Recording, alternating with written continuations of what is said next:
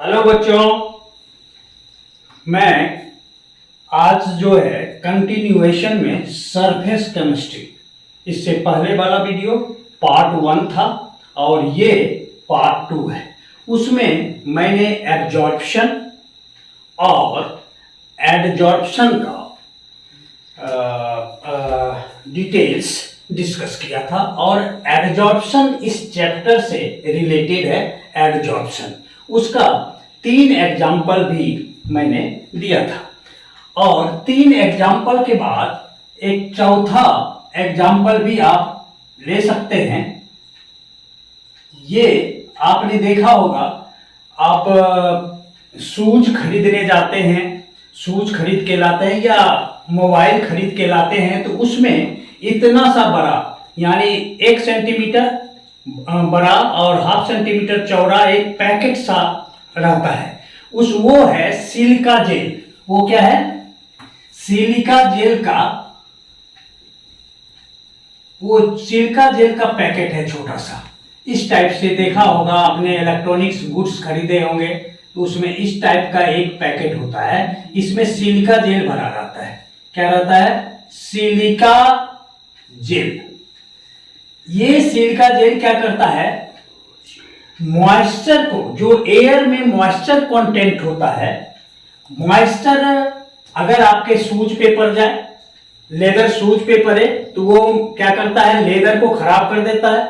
तो ये silica gel के प्रेजेंस में एयर का जो मॉइस्चर कंटेंट है वो इसमें एडजॉर्ब हो जाता है। क्या हो जाता है?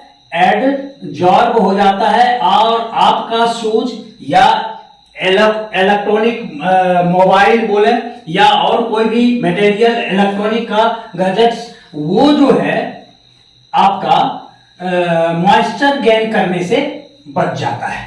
ये 4 एग्जाम्पल दिया। पहला दिया था मैंने कि किसी भी कंटेनर में अगर गैस है, किसी भी कंटेनर में अगर गैस है और उसमें चारकोल पाउडर फॉर्म में अगर डाल दें तो गैस के मॉलिक्यूल का रैंडमनेस, गैस के मॉलिक्यूल का रैंडमनेस जो है वो कम हो जाता है। कम होना मतलब कि एडजॉर्प्शन वहां पर हो गया।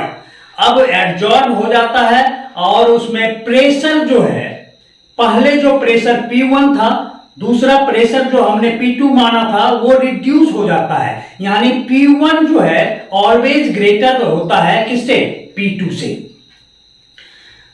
तो दूसरा एग्जांपल दिया था, डाई दिया था, सॉल्यूशन ऑफ डाई।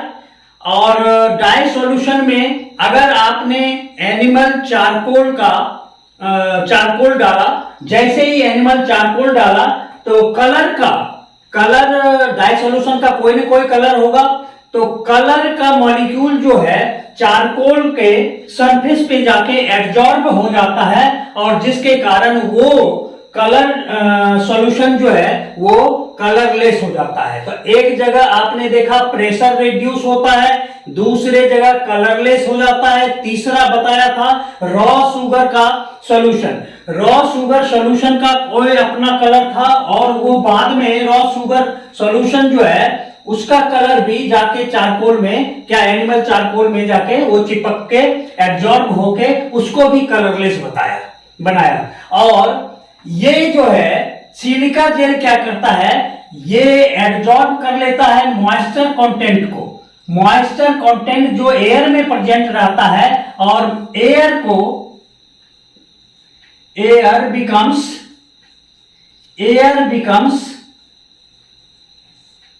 ड्राई। जब ड्राई एयर हो जाता है तो आपका सामान, शूज या इलेक्ट्रॉनिक जो भी सामान है, मोबाइल है, वो आपका मॉइस्चर गेन करने से बच जाता है।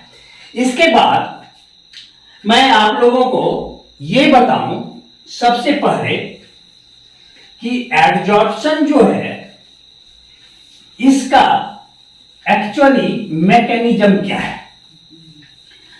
अगर एब्जॉर्प्शन के मैकेनिज्म को अगर हम समझें, mechanism of adsorption, mechanism of adsorption. सबसे पहले हमने एक चीज और बताया था प्रीवियस वीडियो में कि सॉलिड का और गैस का, ये दोनों का सरफेस होता है। सॉलिड और लिक्विड का सरफेस होता है, लेकिन गैस का कोई सरफेस नहीं होता है। इसका कारण था, अब देखिए मैं यहां पर एक सॉलिड लेता हूं, ये देखिए कोई सॉलिड है। आप लोगों ने जूनियर क्लासेस में पढ़ा होगा कि जब कोई सॉलिड होता है ना, तो उसमें electrostatic force of attraction between the molecules वो बहुत ही ज्यादा होता है और स्पेस बहुत कम होता है, जिसके कारण सारे molecule electrostatic force of attraction से एकदम क्लोजली पैक्ड होते हैं। इंटरमॉलिक्यूलर स्पेस जिसके कारण सॉलिड में कम होता है। अब देखिए ये सॉलिड मॉलिक्यूल है। अब इस मॉलिक्यूल को हम अगर ऐसे अरेंज करके देखें,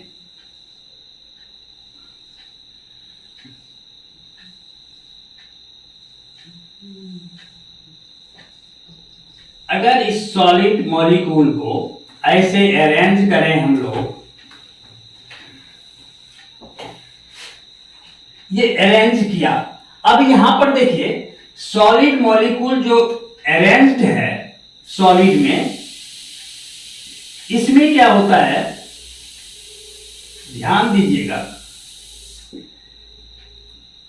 इसमें molecular inter attraction, electrostatic force of attraction जो है ये बहुत ही ज्यादा होता है। क्या होता है यहां पर देखिएगा, ध्यान दीजिएगा, यहां पर एक ये मॉलिक्यूल को हम लोग कंसीडर कर रहे हैं, एक मॉलिक्यूल ये, और बल्क में, बल्क मतलब वॉल्यूम, बल्क मतलब और कुछ नहीं वॉल्यूम। क्या होता है, एब्जॉर्प्शन जो है पूरा वॉल्यूम में होता है, लेकिन एडजॉर्प्शन जो होता है वो सरफेस पे होता है। तो यहां पर देखिए सरफेस का फॉर्मेशन सॉलिड में होता है, तो सॉलिड में क्या होता है, यहां पर ध्यान दीजिएगा, ये मॉलिक्यूल जो है ये सरफेस पे है, बाहर है, इसके बाद कोई सॉलिड का मॉलिक्यूल नहीं है, ये आउटर मॉलिक्यूल है। और आउटर मॉलिक्यूल सारे मिलके सरफेस का फॉर्मेशन करता है, सरफेस का। अब यहां पर देखिए इस मॉलिक्यूल को बल्क में या वॉल्यूम में एक मॉलिक्यूल को कंसीडर कर रहे हैं। यहां पर इस मॉलिक्यूल को ध्यान दीजिएगा, सारे मॉलिक्यूल एक दूसरे के ऊपर इलेक्ट्रोस्टैटिक फोर्स ऑफ अट्रैक्शन लगा रहे हैं। तो इस मॉलिक्यूल को अगर हम कंसीडर करते हैं तो ध्यान देने वाली बात है कि इसको ये मॉलिक्यूल भी ऊपर की ओर खींच रहा है, ये मॉलिक्यूल इसको नीचे की ओर खींच रहा है, ये मॉलिक्यूल इसको, ये मॉलिक्यूल इधर खींच रहा है लेफ्ट हैंड साइड, और ये मॉलिक्यूल खींच रहा है राइट हैंड साइड। तो कहने का मतलब इस मॉलिक्यूल पे अगर हम डिस्कस करें तो ऊपर जितना फोर्स है नीचे उतना ही लग रहा है, लेफ्ट हैंड साइड में जितना फोर्स लग रहा है राइट हैंड साइड में उतना ही फोर्स लग रहा है। तो नेट फोर्स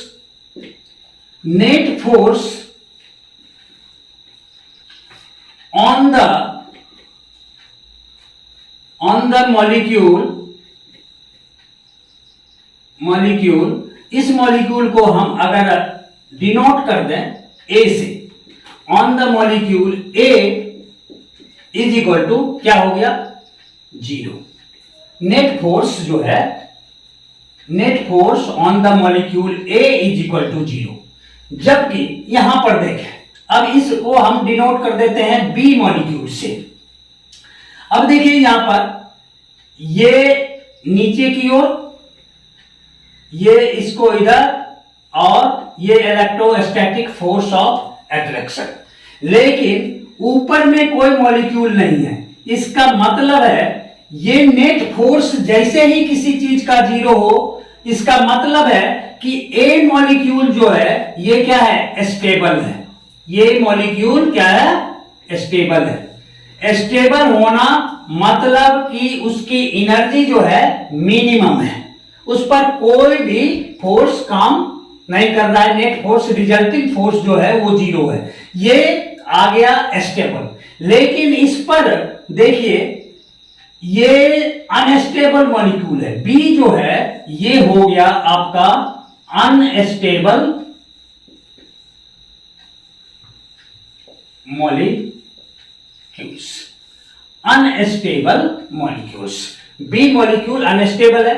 अब ये जब अनस्टेबल है तो ये स्टेबल होना चाहता है, जिसके कारण ये सरफेस तो बना सॉलिड होने के कारण, इलेक्ट्रोस्टैटिक फोर्स होने के कारण ये सरफेस बना, लेकिन इसके सरफेस पे जो मॉलिक्यूल है वो अनस्टेबल होते हैं। अनस्टेबल, ये चाहता है कि हम स्टेबल हो जाएं, इसीलिए जैसे ही कोई बाहरी मॉलिक्यूल आता है उसको ये अपनी ओर क्या करता है, एडहेयर करने की कोशिश करता है, चिपकाता है, एडहेयर करने की कोशिश करता है। और उस समय बाहरी जो आउटर मॉलिक्यूल किसी चीज का, कोई मटेरियल का आया, वो इससे जाके चिपक जाता है। और सरफेस पे चिपकना, जैसे चिपकता है ये अनस्टेबल अब बन जाता है स्टेबल। और पहले इस पर जो नेट फोर्स था वो जो है कुछ ना कुछ, इस पर 0 नहीं था, लेकिन इस पर कुछ ना कुछ नेट फोर्स काम कर रहा था जो कि इसको अनस्टेबल बनाए हुए था। और जैसे ही इस पर एडजॉर्प्शन हुआ, जैसे ही इस पर एडजॉर्प्शन हुआ वैसे ही ये क्या हो गया, स्टेबल हो गया।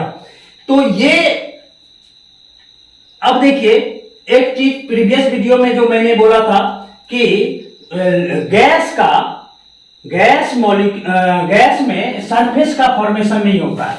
अब देखिए इसमें इलेक्ट्रोस्टैटिक फोर्स ऑफ अट्रैक्शन, ये सॉलिड की बात मैंने किया। अब देखिए गैस, लिक्विड में क्या होता है, लिक्विड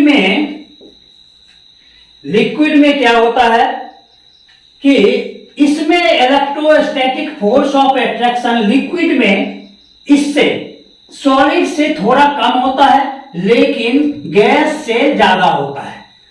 देयरफॉर ये लिक्विड भी आपका सरफेस का फॉर्मेशन करता है, लिक्विड में भी सरफेस का फॉर्मेशन करता है। लेकिन गैस की बात में करूं तो गैस में सरफेस का फॉर्मेशन इसीलिए नहीं होता है कि intermolecular force of attraction, intermolecular force of attraction वो बहुत ही कम होता है, जिसके कारण गैसियस मॉलिक्यूल का रैंडमनेस बढ़ जाता है। रैंडमनेस बढ़ने के कारण ये सरफेस का फॉर्मेशन नहीं कर पाता है। और दूसरी चीज ये मैंने बोला था प्रीवियस वीडियो में कि क्या अगर इसका सरफेस फॉर्मेशन नहीं होता है तो वो एडजॉर्प्शन में पार्टिसिपेट करेगा या नहीं करेगा, करेगा। ये ऑलवेज बनेगा क्या चीज, एडजॉर्बेट।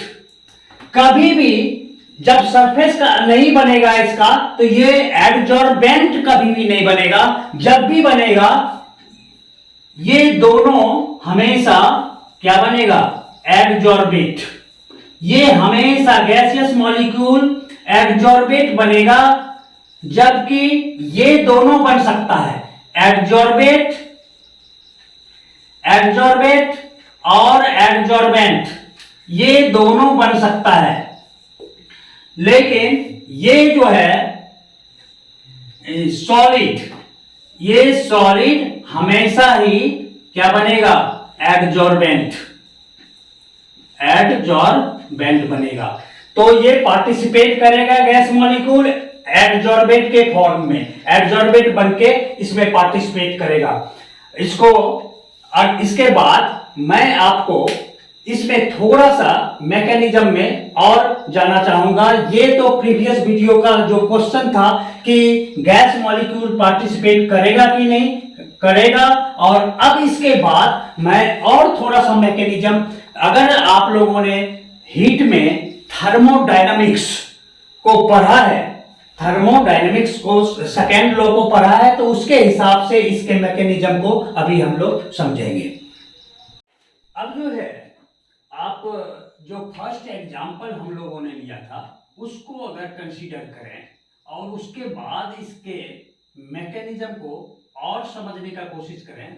सपोज कीजिए, पहला एग्जाम्पल जो मैंने दिया था वो था कि इसमें मान लीजिए कोई गैस है, इस कंटेनर में कोई गैस है, मान लीजिए ये हाइड्रोजन गैस का कंटेनर है, इसमें हाइड्रोजन गैस भरा हुआ है।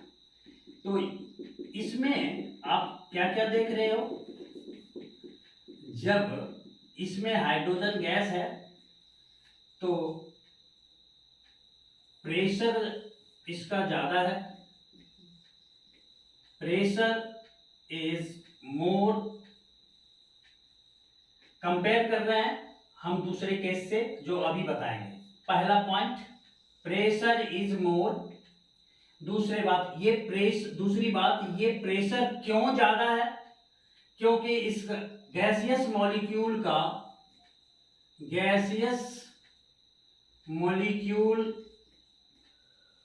का रैंडमनेस ज्यादा है। रैंडमनेस ये भी क्या है, मोर है, रैंडमनेस ज्यादा। अब एक वर्ड आता है डायनेमिक्स में आप लोगों ने पढ़ा होगा, इंट्रोपी। इंट्रोपी जो है रैंडमनेस को मेजर करने का एक तरीका है जिसको हम लोग एस से डिनोट करते हैं।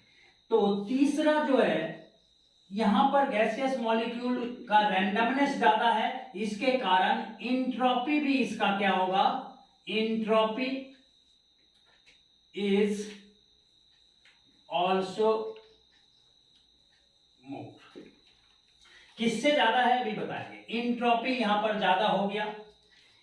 और एक चीज बता दें, एडजॉर्प्शन जब होता है, जैसे अब मैं एडजॉर्प्शन करा के बताता हूं, इसमें चारकोल पाउडर आपने डाला, जैसे ही चारकोल पाउडर फॉर्म में चारकोल डाला, ये गैसियस मॉलिक्यूल इसी में डाला है आपने इसको। अब यहां पर हम लोग देख रहे हैं, इसमें चारकोल का जो पार्टिकल है, जैसे ही आपने चारकोल का पार्टिकल डाला, वैसे ही गैसियस मॉलिक्यूल जाके इससे जो गैस का, ये चारकोल का जो अपर मॉलिक्यूल जो सरफेस का फॉर्मेशन करता था वो अनस्टेबल है, वो स्टेबल होने के लिए गैस मॉलिक्यूल को अपने ऊपर जो है एडहेयर करना स्टार्ट कर दिया। यानी गैस क्या है, एडजॉर्बेट का काम किया, यानी एडजॉर्बेट को वो अपने में चिपकाना, चारकोल का मॉलिक्यूल पार्टिकल अपने में एडजॉर्बेट को चिपकाना चालू कर दिया। जैसे ही चिपकाना चालू कर दिया तो गैसियस मॉलिक्यूल का जो है देखा गया कि इसका प्रेशर जो है रिड्यूस हो गया। इसमें प्रेशर जो हो गया, जैसे ही एब्जॉर्प्शन स्टार्ट हुआ वैसे ही प्रेशर क्या हो गया, रिड्यूस्ड हो गया, पहले से प्रेशर कम हो गया। अगर इसका P1 माने और इसका P2 माने तो P1 जो है ऑलवेज होगा P2 से ज्यादा। तो प्रेशर रिड्यूस, प्रेशर इसमें ज्यादा होता है, इसमें प्रेशर कम हो जाता है। गैसियस मॉलिक्यूल्स का रैंडमनेस ज्यादा होता है, इसमें रैंडमनेस कम होता है। Randomness is less. जैसे ही एब्जॉर्प्शन स्टार्ट हुआ वैसे ही प्रेशर रिड्यूस हुआ, रैंडमनेस कम हुआ, और रैंडमनेस कम होने के कारण ये इंट्रोपी भी क्या हो गया, इंट्रोपी इज ऑल्सो क्या, रिड्यूस्ड। इंट्रोपी अगर रिड्यूस हो गया, अब देखिए तो इसका अगर हम इंट्रोपी को हम अगर एस से डिनोट करते हैं तो यहां पर इसका इंट्रोपी पहले क्या था, ज्यादा था, अब जो है फाइनल इंट्रोपी क्या हो गया इस कंटेनर का, वो कम हो गया। तो change in entropy, change in entropy वो भी क्या हो जाएगा, क्या हो जाएगा, कम हो जाएगा। चेंज इन इंट्रोपी, ये ऑलवेज इस कंटेनर का चेंज इन इंट्रोपी वो भी कम हो जाएगा, यानी ये क्या होगा, निगेटिव। अब दूसरी बात बताएं कि एडजॉर्प्शन में ये गैसियस मॉलिक्यूल एडजॉर्बेट जो है, चिपका है, जिसके कारण इसका एनर्जी कम हुआ है। तो एनर्जी को ये क्या करता है, कम होने के कारण ये लिबरेट करता है, एनर्जी बाहर निकलती है, जिसके कारण ये एक्सोथर्मिक प्रोसेस हो जाता है। एब्जॉर्प्शन जैसे स्टार्ट हुआ, एक्सोथर्मिक प्रोसेस। तो चेंज इन एक्सोथर्मिक में थर्मोडायनेमिक्स में पढ़ा होगा change in enthalpy, change in enthalpy वो भी क्या हो जाता है, निगेटिव हो जाता है। अब देखिए चेंज इन इंथैल्पी ये भी निगेटिव, चेंज इन एंट्रोपी ये भी निगेटिव। अब यहां पर ये क्वेश्चन उठता है कि ये एडजॉर्प्शन होता क्यों है, होता क्यों है। तो इसको समझने के लिए ये ऑल ऑफ ए सडन, जैसे ही चारकोल पाउडर डाला, all of a sudden spontaneous way में ये तुरंत एब्जॉर्प्शन स्टार्ट हो जाता है। आखिर ऐसा क्यों होता है, तो इसको समझने के लिए अगर मैं इसको थोड़ा सा मिटा दूं, ध्यान दीजिएगा, ये एब्जॉर्प्शन होता क्यों है।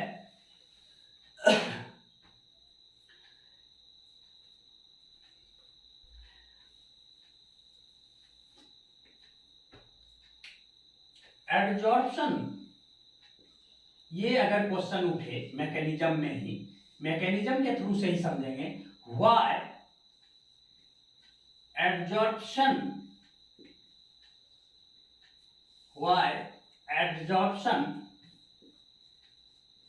Takes place.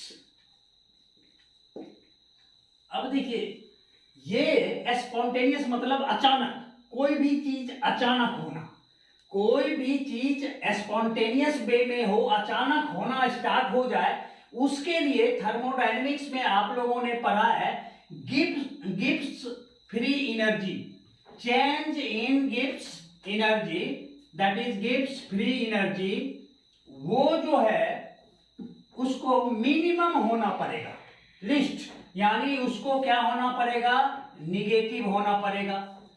तो कोई भी जो है स्पॉन्टेनियस प्रोसेस अगर हो रहा है तो उसका गिब्स फ्री एनर्जी क्या होगा, निगेटिव होना चाहिए। और आप जानते हैं कि गिब्स फ्री एनर्जी थर्मोडायनेमिक्स के सेकेंड लॉ में पढ़ा होगा, Gibbs free energy is equal to होता है क्या, delta H minus T delta S. अब देखिए यहां पर पहले ही आपने बोला है कि जैसे एब्जॉर्प्शन हुआ उसमें डेल्टा एस क्या हो गया है, निगेटिव हो गया है, हाँ या ना, डेल्टा एस क्या हो गया, निगेटिव। अगर डेल्टा एस निगेटिव है तो टेम्परेचर के साथ जब मल्टीप्लाई करेंगे तो ये पूरा टर्म क्या हो जाएगा, निगेटिव हो जाएगा। तो निगेटिव, इसका निगेटिव और ये ऑलरेडी फार्मूला में निगेटिव है, दोनों मिलके ये क्या हो जाएगा, ये हो जाएगा पॉजिटिव। अब आप जानते हैं कि डेल्टा एच जो है वो भी निगेटिव है, since the process is exothermic, since process is exothermic so change in enthalpy is also negative. अगर चेंज इन एंथैल्पी ये निगेटिव हो गया, इसका मतलब ये भी है निगेटिव, ये भी निगेटिव। तो अब देखिए इसको स्पॉन्टेनियस प्रोसेस होने के लिए गिब्स फ्री एनर्जी को निगेटिव होना पड़ेगा। अब देखिए यहां पर केस जो एराइज होता है, ट्राई टू अंडरस्टैंड।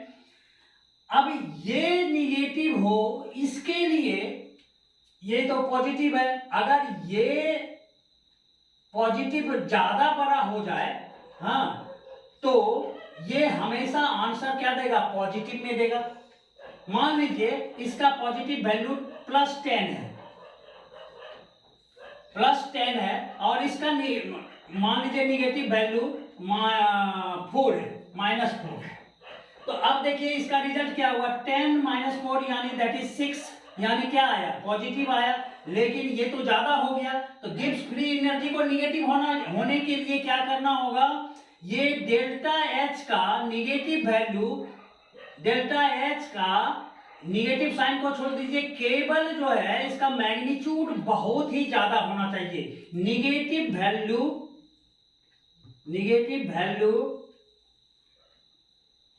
वैल्यू क्या होना पड़ेगा, इसका हाई होना पड़ेगा।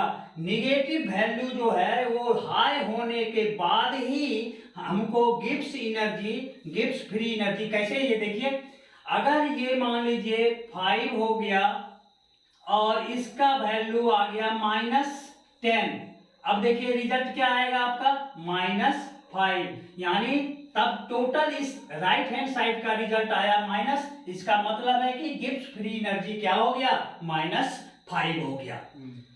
समझ रहे हैं मेरी बात को? तो कहने का ये मतलब है कि यही कारण है व्हाई एडजॉर्प्शन टेक्स प्लेस। तो पहली बात कि सरफेस का जो मॉलिक्यूल है, जो जिस मॉलिक्यूल के थ्रू से वो सरफेस का फॉर्मेशन हुआ है, उस सरफेस का मॉलिक्यूल अनस्टेबल होता है। पहली बात, अनस्टेबल होने के कारण वो चाहता है कि हम स्टेबल हो जाएं, जिसके कारण वो एडजॉर्बेंट मॉलिक्यूल को अपने में एडहेयर करने देता है। और ये सरफेस फेनोमेना है, ये केवल सरफेस पे होता है। और इसके बाद जो है दूसरा, ये अचानक क्यों होता है, क्योंकि गिब्स फ्री एनर्जी जो है वो सिस्टम का क्या हो जाता है, निगेटिव गिब्स फ्री एनर्जी।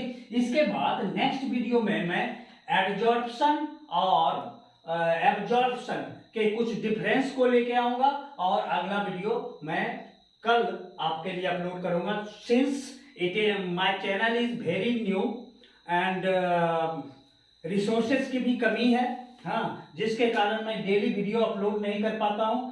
अगर आप लोग मेरे चैनल को सब्सक्राइब करें और वीडियो को देखें तो मैं एडजस्ट कर पाऊं, और उसके बाद मैं पर डे आपका चैप्टर को कंप्लीट करने का कोशिश करूंगा। Thank you very much.